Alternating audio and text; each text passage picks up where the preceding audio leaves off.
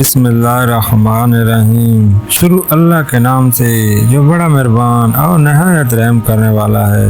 محترم عزیز دوستو، السلام علیکم۔ محترم ناظرین، آج کی اس ویڈیو میں ہم پیش کرنے جا رہے ہیں ایک ایسا واقعہ جسے سن کر آپ کا ایمان تازہ ہو جائے گا۔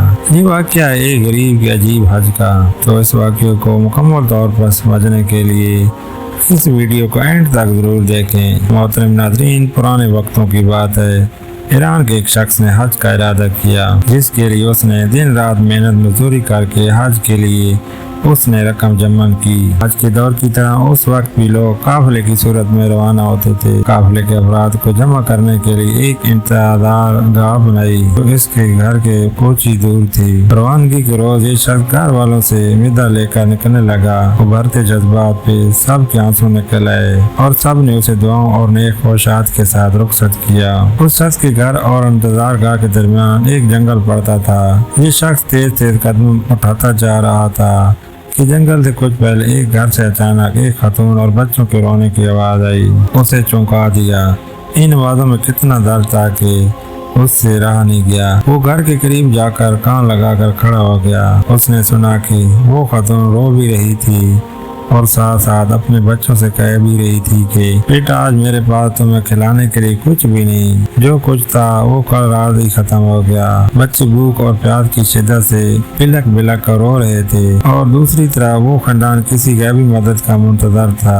آخرکار اس شخص نے آسمان کی طرف نگاہیں کی اور اپنے ہاتھ بلند کر کے اللہ تعالیٰ سے کہنے لگا، یا اللہ، آج میں عجیب درائے پر کھڑا ہوں کہ ایک طرف تیری عظیم عبادت ہے اور دوسری طرف یہ بے بس خاندان ہے۔ نہ میں تیری عبادت چھوڑ سکتا ہوں اور نہ ہی ان لوگوں کو اس حال میں چھوڑ سکتا ہوں۔ اے میرے پروردگار، تو ہی حکمت والا ہے، تو ہی میری رہنمائی کر کہ میں کیا کروں۔ اور اگلے لمحے وہ شخص گھر کا دروازہ کھٹکایا۔ خاتون نے دروازہ کھولا تو یہ شخص بولا، بی بی، میں نہیں جانتا کہ تم لوگ کون ہو۔ میں بس ادھر سے گزر رہا تھا تو تمہارے رونے کی آوازیں مجھے روکنے پر مجبور کر دیا۔ میں نے تمہاری ساری باتیں سن لی ہیں۔ یہ لو، میرے پاس کچھ پیسے اور کھانے کی چیزیں ہیں، ان سے اپنے اور اپنے بچوں کے کھانے پینے کا بندوبست کر لو۔ وہ خاتون اپنے جذبات پر قابو نہ رکھ سکی اور روتی ہوئی بولی، اے اجنبی، پچھلے دنوں میرے شوہر کا انتقال ہو گیا تھا، تبھی سے ہم پر مصیبتوں کے پہاڑ ٹوٹ پڑے ہیں۔ آپ کی بہت بہت مہربانی جو آپ نے ہم غریبوں پر اتنا رحم کیا۔ اللہ آپ کی دلی مراد پوری کرے۔ آج سے زیادہ اس شخص کی دلی مراد کیا ہوگی، لیکن آج پر جانے کے لیے جو سرمایہ چاہیے تھا وہ تو اس نے راہ خدا پر قربان کر دیا تھا۔ یہ شخص گھر واپس جا سکتا تھا کہ گھر والے کیا سوچیں گے کہ حج کیے بغیر واپس آ گیا۔ چنانچہ وہ شخص جنگل میں چھپ کر بیٹھ گیا اور آج کے دنوں کے گزرنے کا انتظار کرنے لگا۔ کچھ دنوں بعد جب آج کے دن گزر گئے اور قافلے کے لوگ جنگل کے راستے اپنے اپنے گھروں کو جانے لگے تو یہ شخص بھی چپکے سے اس میں شامل ہو گیا۔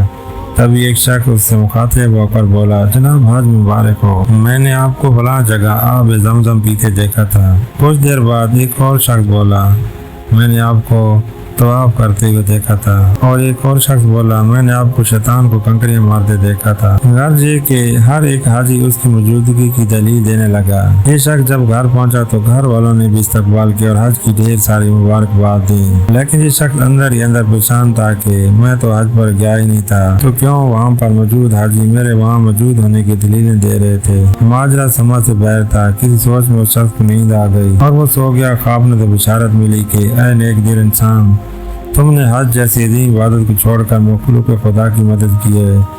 اس کے بدلے میں اللہ تعالیٰ نے تمہاری شکل کے ایک فرشتے کو تمہاری جگہ بھیجا، اور یہی نہیں کہ بلکہ فرشتے کے حج کا سارا ثواب بھی تجھے ہی ملے گا، اور اسی لیے ہر حاجی تمہاری موجودگی کی دلیلیں دے رہا تھا۔ تو دوستو، کہتے ہیں کہ اللہ تعالیٰ نیت کو دیکھتا ہے، بے شک عمل کا درمدار نیت پر ہے۔ اللہ تعالیٰ ہم سب کو نیک عمل کرنے اور مخلوق خدا کی خدمت کرنے کی توفیق عطا فرمائے۔ آمین ثم آمین۔